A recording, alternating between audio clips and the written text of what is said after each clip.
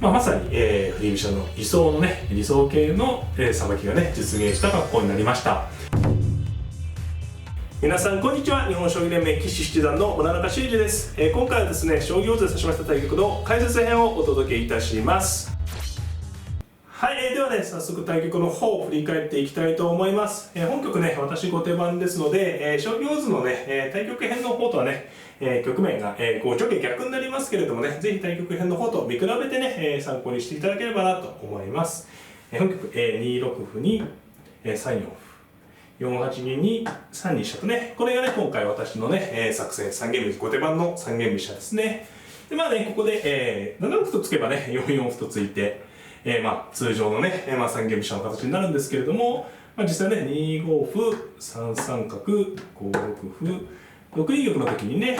7六歩ではなくてね、7八銀と上がったと。この手が、飯島流比較戦法の、スタートとなりますね。角をね、こ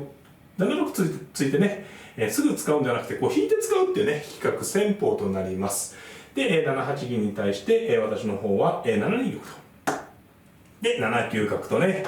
初めて見るとね、ちょっとギョッとするような形なんですけれども、角を引くことでね、この指し方のメリットは、大きく2つありまして、1つは、いつでも2四歩同歩同角とね、攻めていくことができるというのが1点。で、もう1つがですね、実戦もそうなんですけど、王様をね、囲っていったときに、この歩でついてない方がね、後手の角筋をね、気にせずね、しっかりとした美濃囲いに組めるというね。ですのでね、振り飛車側としては、振り飛車側からのね、2四歩同歩同角というさばきをね、十分に警戒する必要があります。で、実戦はですね、ここで8二玉と寄りました。で、逆にですね、振り飛車側としましては、今言ったように2四歩同歩のさばきは気をつけていといけないんですけれども、もう一つね、通常の振り飛車であれば、ついてある4四歩と、こうね、7六歩と突かれたら、こう角効果を避ける4四歩と突く手を、これをね、省略しておくというのが、一つね、ポイントとなりますね。このね、8二玉と寄った時に、2四歩同歩同角というのがね、先手側からの狙いであるんですけれども、この時にね、2二飛車と受けて、3三角成ですと2八飛車成でいいですし、2四歩というのがね、一つ、テクニックで、2四角なら同歩と進むという感じのね、飛車の攻めがあるんですけど、この時にね、4四角と、この4四歩を使わないことによって上にかわせるんですよね。ですのでね、これも一局の将棋なんですけれども、それほどね、飛車の攻めがうまくいっているという感じじゃないので、ぜひね、振り飛車を指されて、飯島流比較戦法をね、された場合にはですね、この歩でつかないっていうのはね、コツの一つと言えますね。もちろんこれをつかないから優勢になるというわけではないんですが、2四歩の攻めを緩和できますのでね。ですので実際8二玉と堂々と寄っても、2四歩は大丈夫と。で、先手は5七角。ここからね、囲い合いですね。5七角と上がった手に対して、7二銀。穴熊もあるとこですけどね、美濃囲いを今回選びました。で、6八玉、4二銀、7九玉、5四歩、8八角。そして、5三銀と。先手もね、こうスルスルと王様をね、角効いてますが、歩のね、1個もついてないんでね、安定して組めるということですね。先ほど言ったメリットのね、一つですね。で、5三銀に5八金右と上がりまして、9四歩、9六歩に、5二金左と。で、先手、6六歩。で、6四歩。で、6七金とね、2四歩とね、来る筋が同歩同角に2二飛車でね、常に対応できるのでね、振り飛車側としては常に来られると考えとかないといけないんですけれども、現状はね、最後ね、飛車を寄った後4四角と上にかわす形がありますので、2四歩を警戒しつつも、2四は大丈夫ということですね。で、先手はその仕掛けを見せつつね、駒組みを進めております。で、6三金と上がりまして、3六と。つきましてね、ここはね、振り飛車側としては、一つの動くチャンスではあるんですね。飛車の小瓶が開いたところなんで、5五歩といったらね、やってみたいとこなんですけれどもね、実際考えたんですけれども、同歩で同角がこう飛車取りになって気持ちいいんですが、ただね、3七銀と、受けられた時に、1回は飛車取りで気持ちいいんですけどね、飛車から2四歩とついてくる反撃がもう目の前に迫ってますのでね、この2四歩に対する対策がないと、1回は気持ちいいんですけれどもね、逆に困ってしまう。例えばですね、2四歩突かれたくないからと、飛車を寄って受けますとね、4六銀と上がられて、3三角に3五歩と。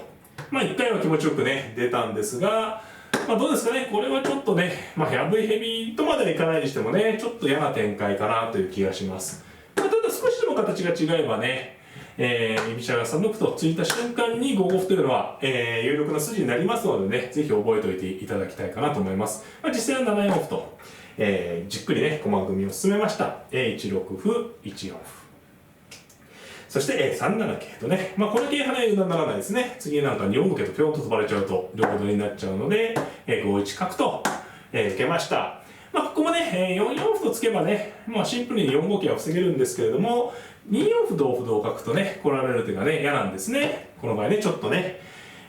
同角同飛車は困りますから、2二飛車がね、先ほどから出てきたね、振り飛車の上等手段だけなんですけど、今度ね、2五歩となるときに、4四角とね、上にかわす形がなくなってるんですよね。そうなりますとね、これ角交換が必至の形になりまして、ちょっとね、角を持ち合いますとね、この地点に角を打たれそうな感じもありますしね、ちょっとね、振り飛車がさばきにくくなるかなという感じですね。ですので、実戦は4四歩ではなくて、5一角とね、今度4五桂ならね、銀を引いても上がってもね、大差はないですし、2四歩同歩同角でしたら、2二飛車と寄って、2五歩の時に7三角とね、やればね、軽くかわすことができるということですね。はい。で、実戦はね、先手は2四歩でいかずに2九飛車と、自重したわけですね。はい。で、2九飛車に対して、8四歩。で、7六歩。で、2二飛車と。これはね、ちょっと悔しいようですけど、私の方はね、今、じっくりね、駒組みを進めていますので、銀冠にしたいんですね。銀冠に。なので、8三銀と上がりたいんですけど、すぐ8三銀と上がっちゃうと、2四歩とね、すかさず攻められて、同歩同角の時に、2二飛車とね、寄った時にね、大きな違いがありますね。この場合、5一角ないとね、こう、強襲されてしまいまして、飛車は取れても、この金取られちゃうのがね、痛すぎますね。銀がここにいればね、もちろんこれ同銀で取っておけば、振り飛車がね、逆に優勢なんですけれども、こう離れ駒をね、狙われてしまうので、これはね、よくね、部分的に出てくる形なので、振り飛車させられる方はね、十分に、気をつけていただきたいなと思います。今回ね、私が後手番なのでね、なんていうんですかね、先手番の振り飛車ですとね、ある程度こう、動く手を見せたりとか、場合によっては千日手にされるのが嫌だったりとかいうところあるんですけど、後手番ですのでね、気楽にもうじっくりね、受け身に回る意味でも、一回しっかり受けてから、実際ね、7七桂、7三桂、8六歩に8三銀とね、これでもね、一瞬離れ駒できても飛車角がしっかり守ってますからね、動く手が居飛車からないということですね。ということで実戦は、居飛車側も8七銀と上がりまして、7二金、7八金とね、銀冠を作り合ったと。スタートこそね、飯島流比較戦法でね、ちょっと変わった形だったんですけれども、ここまで進みますとね、お互いにがっちり銀冠組み合ってね、一局、ある程度見慣れたような形とも言えるかもしれませんね。で、ここからはね、お互いに駒組みが完成してますから、後手の方も分岐点で、6二銀と引いてね、7一銀と引いて、王様を固めて、例えば6二角と上がるとかで、じっくりね、待機して指すところも有力ですね。後手番なんで無理になんていうんですかね、打開せず、先手の動きを待つと。ただね、ちょっとね、今回はね、後手番というのもなんかちょっと動いていきたいということで、動いていくとなると、一歩持つというのがね、歩をどっかで入手するというのが、一つね、打開のコツになります。ということで、実際4四銀と、銀を繰り出しまして、先手の方がね、2八飛車と上がったんですが、これに対して、5五歩とね、突きましてね、同歩、同銀、5六歩に4四銀とね、すぐに銀が出て潰すわけでは、先手陣をね、潰すというわけじゃないんですけど、ここで一歩持つのがね、打開のコツですね。これでね、歩を持つことで、例えば次ね、3五歩と突いて桂頭を狙ったりとかね、どこかでね、別の場所で歩を使うとかで、かなりね、局面がね、さばきやすくなってきます。実際4六と。この手はね、慎重な手で、3五歩でしたら4五歩と突こうということですね。で、実際5三銀と。これもね、立て直すのが一つ、この歩がなくなった効果ですね。5三銀と引きまして、4五歩に5四銀と。少しずつ局面がほぐれてきて、この辺りから少しずつね、振り飛車が、十分な感じになっていきます。4七銀に3三角とね、両取りが消えてますので、角が前戻りまして、この角の睨みがね、結構厳しいんですよね。大きいんですよね。で、小瓶がね、狙われてますんでね、先手も何か対処が必要なんですが、ここからね、先手の方も、まとめ方は非常にね、うまかったですね。3五歩と突きまして、同歩同角と、まあね、睨んでる角の根元を狙いましてね、まず8三四歩と受けたのに対して2四六角とね、まず角を手順にこう4六に引くことで、この角の睨みがありますとね、私の方としてもね、6五歩とちょっと行きにくいんですよね。ですのでね、角をうまくこう5七から4六に移動させたあたりね、このあたりは先手の方もね、非常に筋のいい指し方だと思います。ということでね、私も6五歩から攻めるプランだったんですが、角の利きがね、強力ということで、もう一つのプランですね、厚みで押していく形を目指します。5五歩と。これはね、同歩でしたら、同銀からね、なだれ込んでいって、後手十分ですね。で5五歩に、先手は5八飛車と回ったのですが、5二飛車と、ね、戦力を足しまして、銀のポジションがね、後手の私の方がこう繰り返ったんでいい位置にいるんですね。ですので少しね、後手の方が、囲いは同じ囲いなんですけれども、少し駒がね、前進しやすい形になってますね。で、実際9八玉とね、ただ先手の方もね、非常に辛抱強いというか、この手はいい手ですよね。ちょっとね、一見するとこう、形がね、変な形に見えるんですけれども、この角の利きがとにかく強力なのでね、いずれこう角の利きで攻められるんで、あらかじめね、避けておくということでね、この手はね、非常に強い方じゃないと指せない手ですよね。なんかちょっと形がね、悪くなっているように見えるんですが、角の利きから避けたと。で、私は5六歩と取って、同銀に5五歩と押さえましてね、4七銀。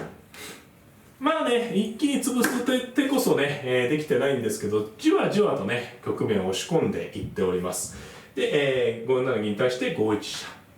車。これは6一銀という割り打ちを避けた手ですね。で、5九飛車。さあ、これでね、いい形は作ったんですけど、どうするかということでね、6五歩いければいいんですけどね、行く手もあるんですけど、ちょっとこう角のラインに入ってて怖いとね。ですので、先ほどの発想と同じですね、もう歩がないので一歩ね、入手します。4四歩と。歩はやっぱり0とね、一歩持つんでは随分違うので、実際同歩、同角、4五歩に3三角とね、一歩ね、一手と犠牲に一歩持ちまして、この歩を持っておくことでね、攻めの幅がね、将来的に広がっていくわけですね。で、先手の方はですね、やはりこの5を抑えられてるのが非常に痛くてですね、ちょっと動いていく場所がないんですよね。ということで、実際5八飛車と、やや待機ですけれども、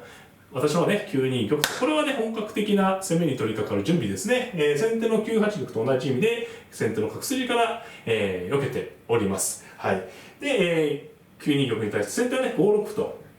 これちょっと面白い手筋でしてね、同歩、同銀に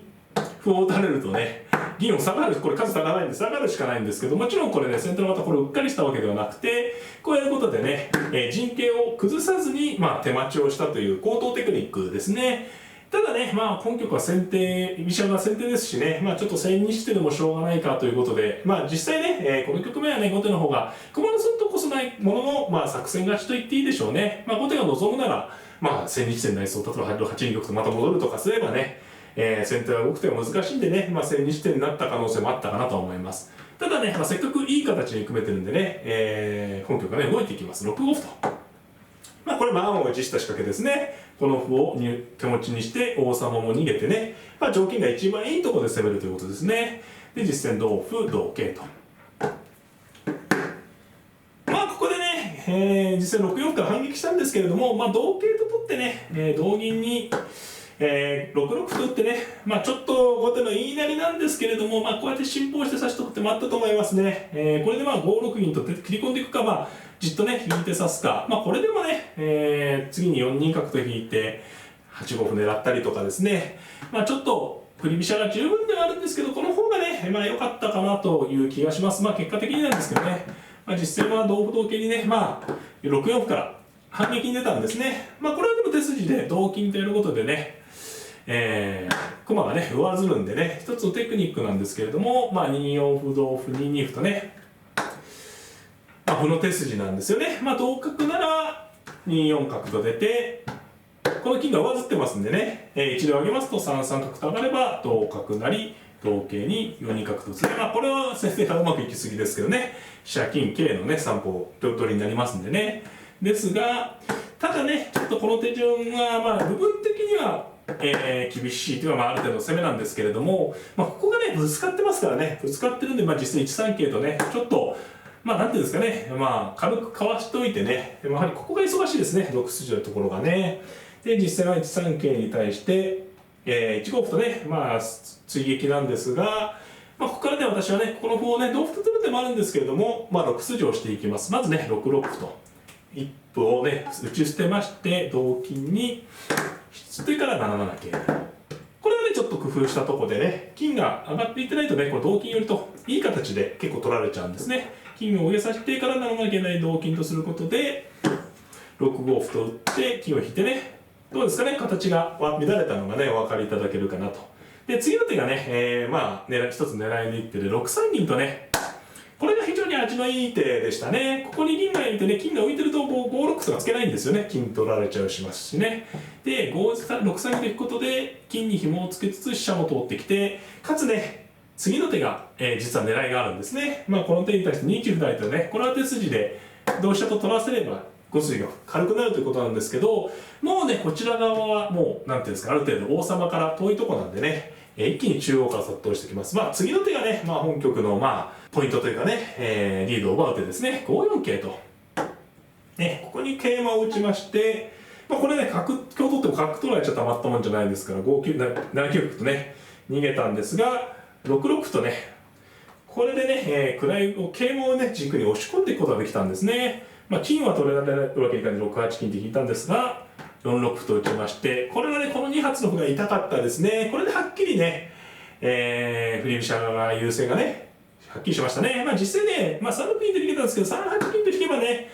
実際は3五歩はないんですけれども、例えば6五金とか、5六歩とか伸ばされてね、同飛車なら6五金、5五金とかね、これもちょっとね、先手がね、押し込まれて、勝てないね、展開だったと思います。実際は3六銀と出たんですが、3五歩とついてね、この4七歩成が実現する形になりましてね、ここからはね、はっきり、振り飛車のペースですね、振り飛車優勢です。で、3五歩に対して3四歩と打ったんですが、4二角と引きましてね、3五銀と取ったんですが、4七歩成。これは大きいですね。と金ができまして、2八飛車に5六歩とね、と金ね、位をどんどんね、1箇所から破れますとね、そこからどんどん押し上げられるんでね、結構分かりやすいんですよね、攻めがね。で、5七歩成を許すわけにいかないので、5八歩と、受けたんですが、4六桂と、桂馬をね、さばきながら飛車が通ってきましてね、同銀と取ったんですが、同とで。ちょっとね、振り飛車理想的な展開ですね。4四歩と。ついたんですが、6五金とね、グイッと出まして、4三歩成に6四角と。